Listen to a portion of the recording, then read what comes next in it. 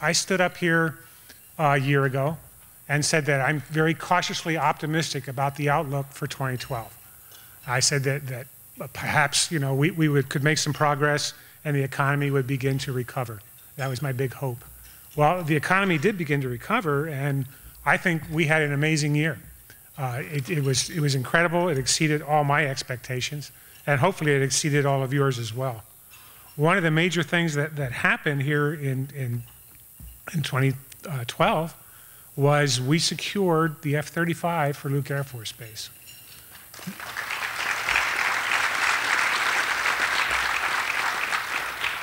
Thank you. It's been a long and difficult fight. It's been running for, what, 3, maybe 4 years. I remember one time I was standing here addressing the Chamber of Commerce, and they had my staff give me a nice speech and with numbers and everything else.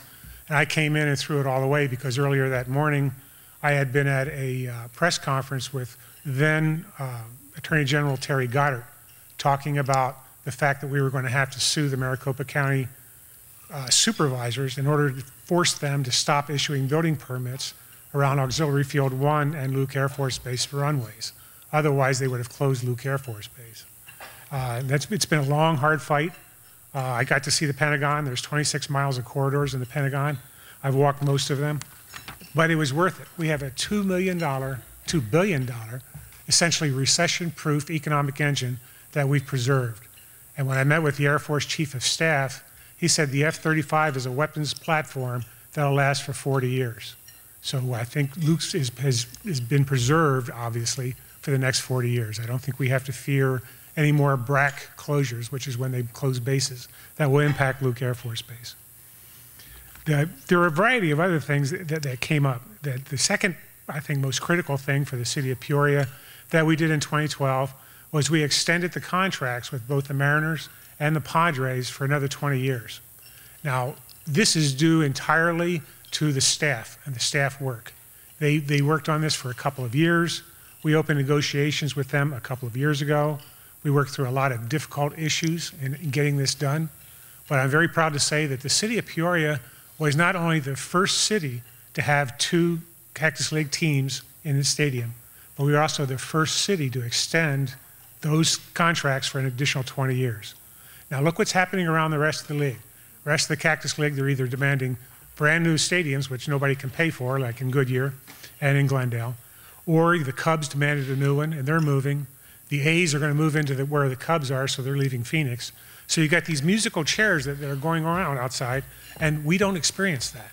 What we have is we have a partnership with 2 great corporations, because both baseball teams are corporations. They are very good corporate partners.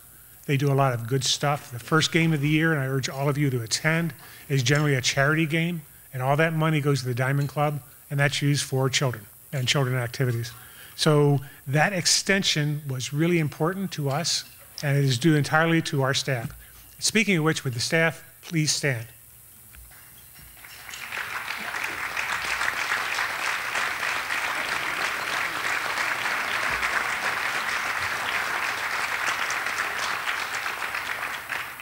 These folks have worked long and hard, and until 2012, I'm proud to say, we were able to finally give them a raise.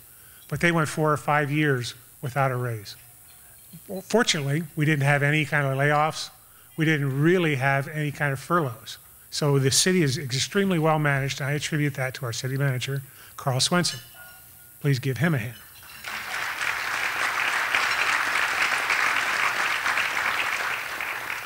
Now, what did this staff do in 2012? Well, I'm going to go over a few things. One is the BioInspire finally located here in Peoria. This has been something we've been working on for the last couple of years.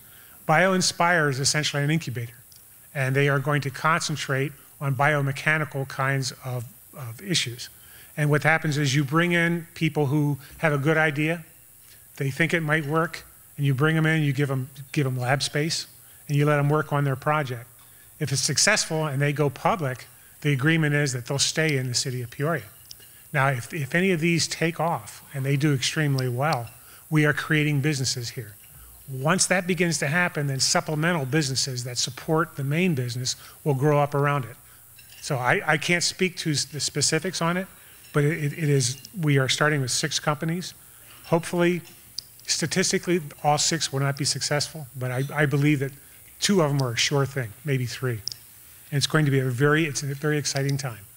And it is good for the city of Peoria.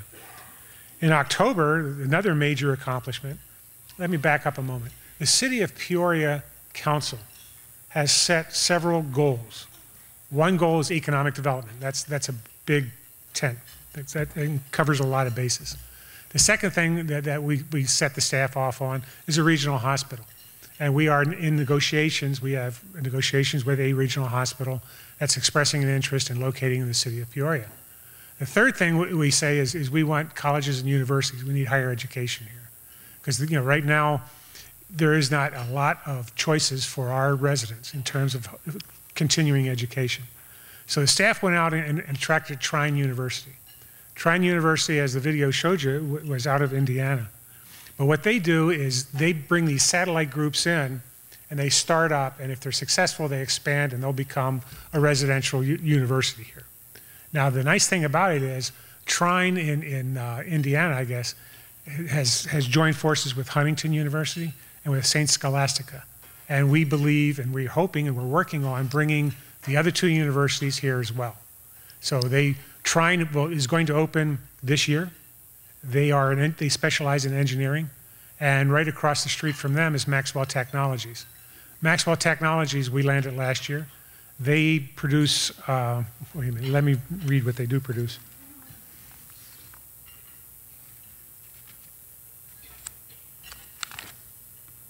Oh well. They produce ultra-capacitors. They're manufacturing. It's an R&D facility. They've rented 120,000 square feet of vacant space by Rio Vista, and they'll open the facility in their production line this year. It'll create 150 jobs. Now, when we were talking to Trine, which specializes in engineering, we brought Maxwell Technologies along to have lunch with them. And everybody's very excited because they're going to be across the street at 83rd and Thunderbird, and Rio Vista is obviously on the west side. Maxwell and Trine will alter some of its classes in order to suit Maxwell. Now, I asked Maxwell, why are you leaving San Diego and coming to Peoria?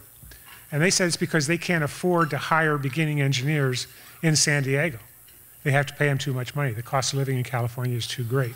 So that's what motivated them to leave California and look for another place to land. Well, they've landed here. So Trine University, they're going to work with Trine University, and then when you graduate from Trine University, you can literally go across the street and you'll have a job. So this is the kind of synergy that we're looking for. And we're hoping we can accomplish the same thing in terms of getting Huntington in and in terms of getting St. Scholastica. The other thing I want to talk about, for a few minutes anyhow, is the P83. Now, you're all here in the P83 area. And what we're doing now is we're trying to work out a deal whereby we will bring in a large retail section that will locate next to the stadium. You go from Stadium Way to Mariners Way, that big parking lot, it's about 17 acres or so, and they're looking at putting in a hotel, which will be possibly up to 10 stories, would have a rooftop bar and lounge. They're looking at putting in some residential apartments and under that retail. So that whole area, hopefully, and restaurants obviously, and other kinds of supporting things. They're hoping to get that in and get it started so that they can open the hotel at least by the time the Super Bowl hits here in January of 2015. We are doing everything we can to work with them and to bring them here because it's critical to us. I want to mention one other thing. Thank you to APS. APS has been working with the city of Peoria on the line sighting issue. If you're not familiar with it, APS needs to run a very high tension line from essentially, think I-17, but there's a power station there, west, and it's going to serve the growth that's going to happen later in Surprise. Well, the initial idea was to run it right along the old, what is it? Carefree, the old Carefree Highway. If you're familiar with the White Horse out there, we hit that and you just keep going. Well, that didn't seem to be a problem except that you're going across some very beautiful desert. and you're going right through a projected area in Vistanza that's going to have homes. High tension lines don't do much for your home values. So we asked them to put it up on SR 74, State Route 74, and put it on the north side.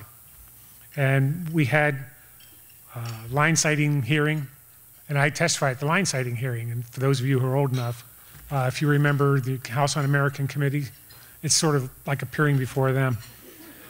And I only got cautioned twice. But it was very important to us to do that because on the south side of 74, there's going to be another high-end residential development, and they don't want the lines going through theirs either. APS has been our partner in getting this done. They have supported us and worked with us throughout this. We thought we were all set, and then we go through a small portion of the Bureau of Land Management land, and they decided that they didn't want it. So they were developing a master plan for the area. We asked them to include, because 74 is going to turn into a 6-lane highway in the future. And we asked them to include it on the north side of 74 before they completed the plan. And the federal government, being the federal government, said, well, let us finish the plan first, then we'll consider an amendment. So they finished the plan, and then we said, okay, we want to now offer this amendment. And they said, we're not taking any amendments. So you're back to square one. And what we did is, with the help of Congressman Trent Franks, we tried to meet with them. We've got APS to join us. We got the developers to join us, and we tried to make progress with BLM, and they just turned us off. Congressman Trent Franks stepped in. He is a Peoria resident. Regardless of what you think of his politics, he does care about the city. And he and his office stepped in and started attending the meetings.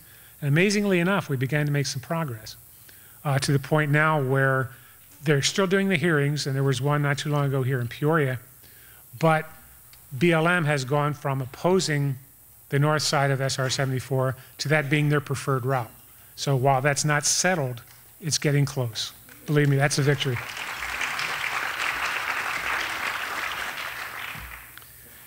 We have a new council. We had 2 new members. They were sworn in last night, and that was Mr. Edwards and Mr. Patena. We will now meet next month in a council retreat. And every 2 years, you essentially have a new council because usually 1 or more people fall out and somebody else comes on. So you work in a 2-year cycle. Now what we'll do is we'll sit down and we will set the goals for the future of the city. But by future, I mean the next 2 years. What is it the council wants to accomplish, and what are our major priorities?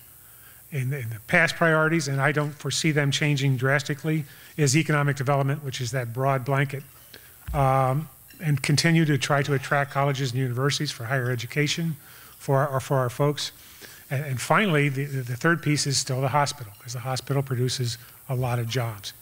One of the things we have to work for on the 303 is to begin to bring businesses into that area along the 303.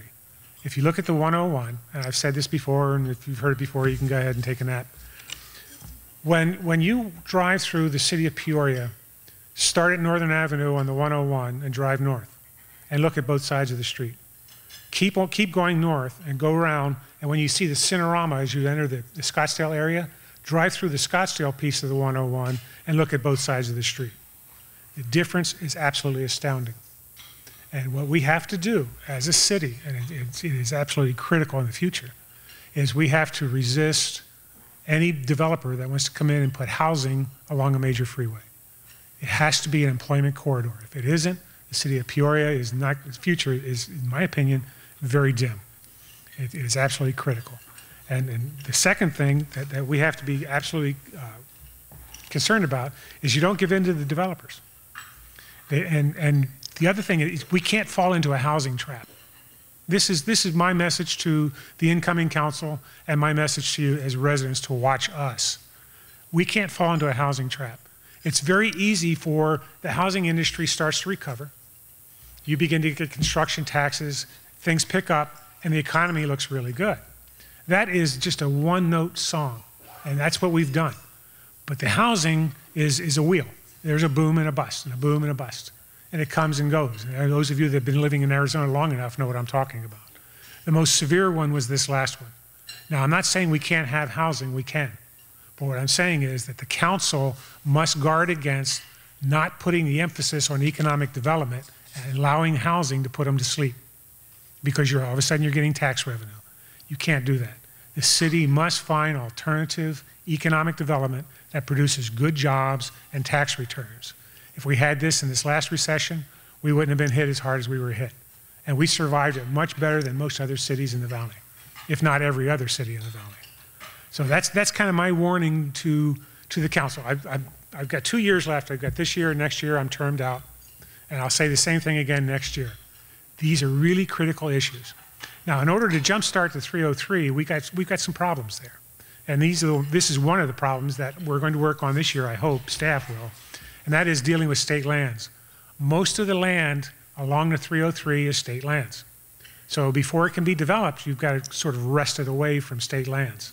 And sometimes they are very reluctant to cooperate in terms of putting up for auction a piece of land. They've been a problem with at least one possible hospital location in the northwest part of the city of Peoria.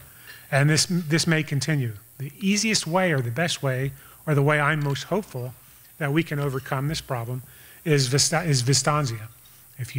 Vistanza has a commercial core, and Vistanza also recognizes the fact that economic development is critical. Now their commercial core is about 500 acres, and right now if you drive through Vistanza, we're talking about that part of Vistanza that's behind the Safeway, which is that small area when you first come into Vistanza. They are willing to jumpstart their economic development in that commercial core. They're willing to put up some acreage that they will give free to, if a hospital wants to locate there, major business wants to locate there. And then we, the city, will also step up and do our part in terms of getting the critical infrastructure into that. Now we're thinking that if we can do that and get this development started up north, then state lands will begin to pay attention. That's my hope for 2013, because it's very critical to the long-term survival of Peoria. I'm not talking about getting a corporate entity or corporate headquarters in here this year. I would love for us to do that. We will work on that. We will always work on that. I'm on the GPEC board, and generally we hear when somebody's big prospect is coming to town, and we make our bids every year for those kinds of things. We have not been successful yet, but we're getting closer. They're starting to pay attention to us. And the reason I think that Peoria's future is very bright, it's not bad, it's bright. What are you looking for when you're moving? You're moving your headquarters out here, you're going to start a business out here. You're looking for 4 things. You're looking for reasonably priced land. Well, that eliminates the East Valley right there. The second thing you're looking for are good transportation corridors. We have the 101 and we have the 303, both are good transportation corridors, and they're in. The third thing you're looking for is the quality of life. And I think the quality of life in Peoria is very good. I think it's very high. You're sitting in one piece of it.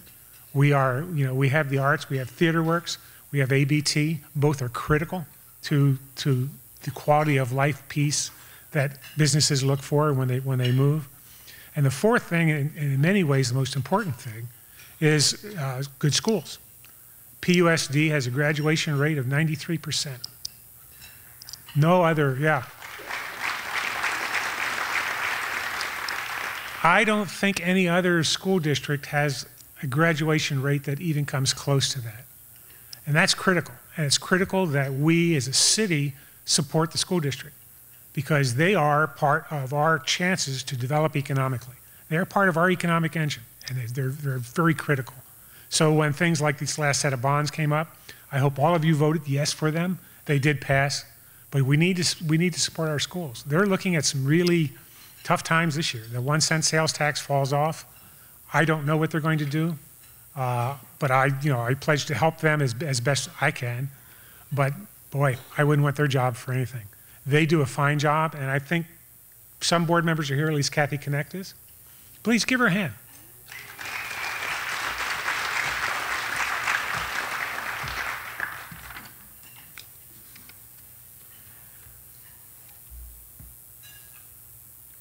The last thing I want to talk about is well, it won't be the last thing because I have the mic. I'm elected.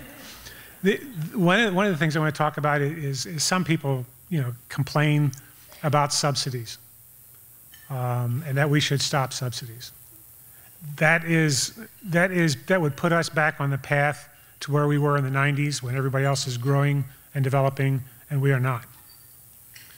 Yeah, no business is going to locate in this city unless you do what our economic development director, Scott White, says, unless you have skin in the game. Now, we did put money into BioInspire. We put money into Trine. We put money into Maxwell. None of those would have located here without a commitment by the city, because they have no assurance that you're not going to pull the plug on them at some point, unless you also have skin in the game. Now, you have to be careful with whatever you do give, and there are legal restrictions from the city north. But to suddenly sit around and say we shouldn't do this anymore is very foolish. And if you want to go back to the 90s and have everything stop, we can do that. Cities don't stand still. Cities either progress or they regress. Nobody stands still anymore. The world moves too fast. So when these things come up, if it strikes you as being bad, call us. We'll talk to you about it and reasons why we're doing the things that we do. Because if you don't make progress, then you're going to go backwards. And you certainly need to be careful about it, because you don't want to end up in the kind of financial mess that, say, Glendale is in at this point in time. You have to be smart and not overreach. And I think, thanks to our financial guys, we're good at that. Not only are we really good at that, we've been good at that for years, which is why we didn't close any libraries. We didn't reduce any park programs during this last recession, like everybody else did.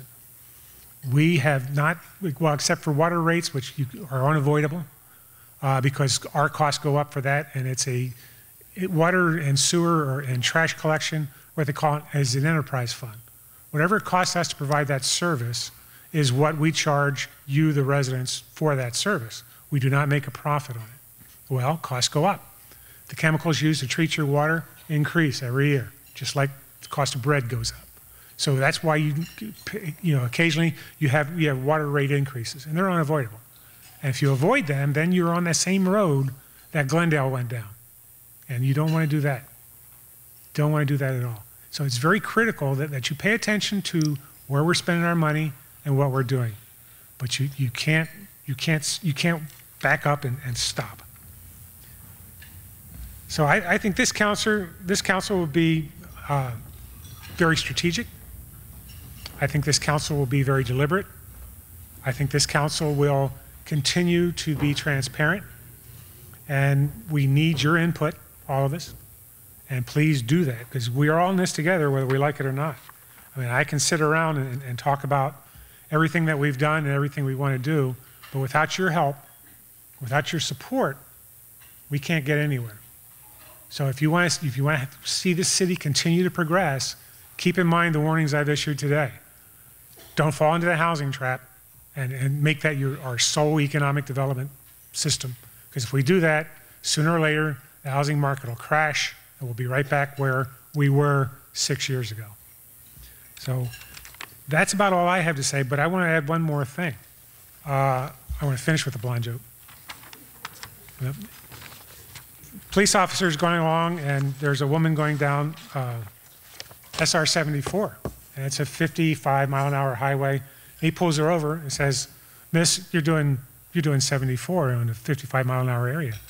And she says, "No, I just saw the sign said 74." He said, "No, that's the number on the highway. That's not how fast you're supposed to be going." And she says, "Oh, okay, well, I'm sorry about that." And the police officer looks in the back seat. There's a brunette there, and she's sucking on her thumb, and she's shaking. He says, "What's the matter with your friend?" And the blonde says, "I don't know, she's been like that since I was on the 101.